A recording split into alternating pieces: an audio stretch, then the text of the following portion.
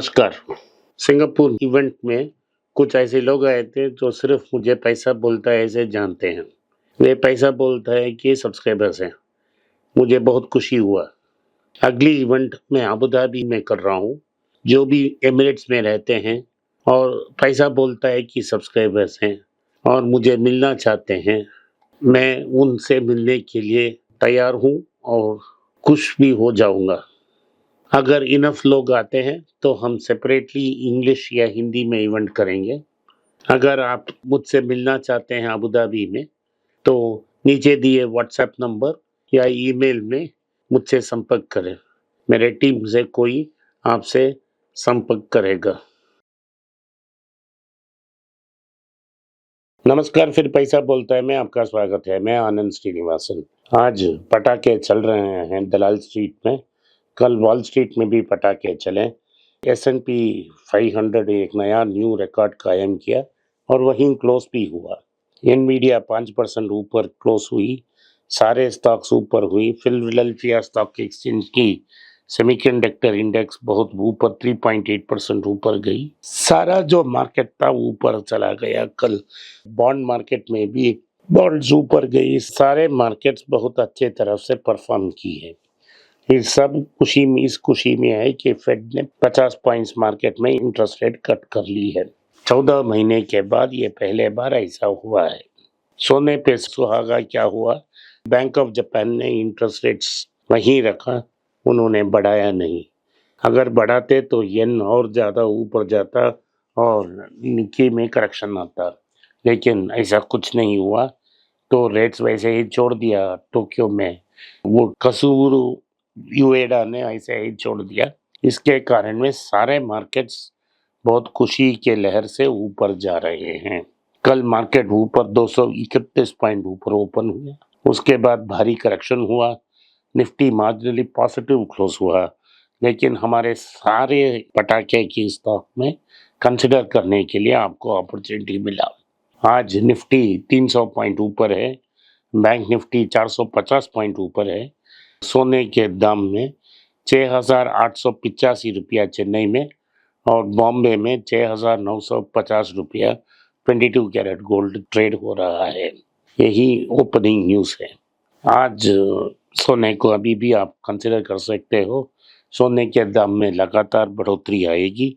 जो 300-400 रुपया की रेट कट हुई थी क्योंकि कस्टम्स ड्यूटी की रेट कमी आई थी, उसको कम्प्लीटली मार्केट ने रिकवर कर ली। लगता है कि 7,000 तक ये शॉर्ट टर्म में पहुंच जाएगी और 6,500 से 15% दैट इज 7,400 7,500 तक एक साल में ये पहुंच सकता है। तो आप सोना भी कंसिडर कर सकते हो। तो यही बिगिनिंग न्यूज़ है भारत में। कल IDFC में एक भारी गिरावट आई प्राइस को। एक समय 104 रुपया में ट्रेड हो रहा था। इसका कारण क्या था कि RBI से डिले हो रही थी कि अगला चेयरमैन कौन होगा। अब साफ हो गया कि वैद्यनाथन का कंटिन्यू होना अप्रूवल मिल गया और वैद्यनाथन साहब ही कंटिन्यू करेंगे और 3 साल के लिए। तो 18 दिसंबर 2024 में ये अप्रूवल आएगा। 18 दिसंबर 2027 तक वो कंटिन्यू करेंगे। सो अनसर्टेनिटी ख़त्म हो गया। तो ये ज़रूर IDFC के लिए बहुत बड़ा अच्छा खबर है। तो इससे IDFC और IDFC का मर्जर का भी अंत हो जाएगा।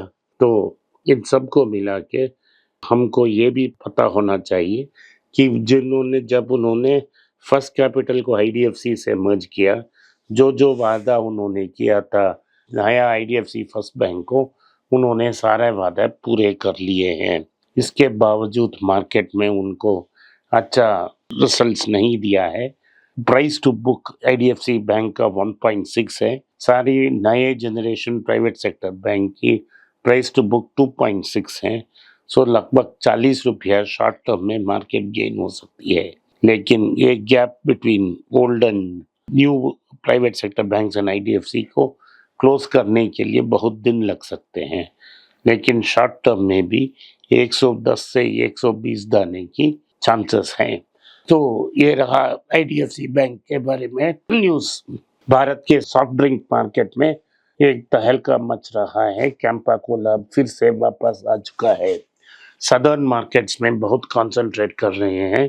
भारत के पूर्व कप्तान कृष्णमाचारी श्रीकांत का एक यूट्यूब चैनल है, उसको भी कैंपा कोला स्पॉन्सर कर रहा है। सो कैंपा कोला हाइपर लोकल जा रहा है। उसी समय में भारत की और बांग्लादेश का जो टेस्ट मैच हो रहा है मद्रास में, उसको भी कैंपा कोला स्पॉन्सर कर रहा है ड्रिंक्स को। सो ये साफ बात है कि सबसे बेहतरीन पोजीशन में कैंपा कोला है। कैंपा कोला काली मार्क सोडा के साथ बॉटलिंग अरेंजमेंट के लिए टाई अप कर चुकी है, तो बॉटल कर कर वापस आ रहे हैं। इसमें कोई स्टेट सीक्रेट नहीं है कि उसमें शुगर सिरप और सोडा को मिक्स करके ही इसको तैयार किया जाता है। तो कैंपा कोला ने क्या किया, प्राइस को काट दिया और जो पेप्सी और कोक का 250 ml बॉटल और 200 ml बॉटल 20 रुपया में आता है, उन्होंने कैंपा कोला को 10 रुपया में देने शुरू कर दी है। सो 50% रेट कट। और जो हाफ लीटर का बॉटल है उसे 20 रुपया में दे रहे हैं। मार्केट को सीधा कैप्चर करने की कोशिश कर रहे हैं। वरुण ब्रिवरेजेस की मैनेजिंग डायरेक्टर से बात हुई, उन्होंने बताया क्योंकि वो पेप्सी के बॉटलर हैं, तो उन्होंने बोला कि मार्केट में हमें कोई इम्पैक्ट नहीं होगा, मार्केट बहुत बड़ा है, सब कुछ सर्वाइव कर सकते हैं, लेकिन इफेक्ट पड़ेगा। जो अनब्रांडेड कूल ड्रिंक्स पीते थे वो कैंपा की ओर आएंगे और जो वैल्यू बायर्स हैं पेप्सी को छोड़ के कैंपा को आएंगे। तो overall Campa Cola market share gain करेगी। अभी सिर्फ एक ही प्रॉब्लम है कैंपा कोला का कि उसका डिस्ट्रीब्यूशन अभी तक सीधा नहीं हुआ है, लेकिन रिलायंस के पास डीप पॉकेट्स हैं, वो डिस्ट्रीब्यूशन को ठीक करके ही छोड़ेंगे। तो ओवरऑल मार्केट बहुत अच्छा है उनके लिए। और कोको कोला और पेप्सी को भारत में बहुत भारी प्रेशर आ सकती है। पीआरएस ओबराय, विकी ओबराय का मौत 1 साल पहले हुआ था, लेकिन उनकी फैमिली में बहुत फाइट हो रही है किसको राइट्स हैं। उनकी एक बेटी ने केस डाल दी अपने 2 भाई 1 बहन के ऊपर कि वो शेयर्स को हड़पने की कोशिश कर रहे हैं। इसका स्पिल ओवर आज मार्केट्स में देखने के लिए मिला है। ईस्टर्न इंडिया होटल्स ने सीधा बोल दिया है कि वो मिडिल ईस्ट मार्केट से विड्रॉ कर रहे हैं। उसी समय इंडियन होटल्स जो टाटा की है, ताज ब्रांड, वो कह रहे हैं कि बहरीन में वो 2 होटल बनाएंगे। तो ओवरऑल उनकी बहुत बड़ी स्ट्रांग तगड़ी पोजीशंस है मिडिल ईस्ट में। दुबई में 2 होटल्स हैं, सऊदी में होटल है, तो उन्होंने बोला है कि मिडिल ईस्ट में वो अपना प्रेजेंस एक्सपेंड करेंगे। सो 2 भारतीय कंपनी 2 अल्टरनेट पोजीशंस ले रहे हैं। विकी ओबराय का फियर था कि आईटीसी उसको अडॉप्ट लेगा, तो उन्होंने क्या किया कि आईटीसी को चेक में रखने के लिए शेयर्स तो रिलायंस को भेजा। तो शायद रिलायंस अंदर आ सकती है और ओबराय को कहा जा सकती है। तो ये देखने लायक है। इंडियन होटल्स की स्टॉक है लगभग 700 रुपये के आसपास ट्रेड हो रही है। इसे 2008 के जो टेररिस्ट अटैक हो रहे थे उस समय 35 रुपया में मिला था। राइट्स इशू में 70 रुपया था, लेकिन आज 700 रुपया की और ट्रेड हो रही है। ये बहुत एक्सपेंसिव स्टॉक है, हीरे की सुई है, आप इसको छूइए मत। ये रहा न्यूज़ इंडियन होटल्स के बारे में।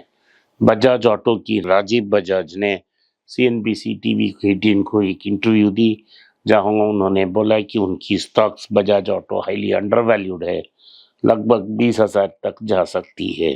तो शायद वो बाईबैक करेंगे इस साल भी, जैसे उन्होंने पिछले साल की थी, ताकि उनकी वैल्यू ऊपर जा सकती है।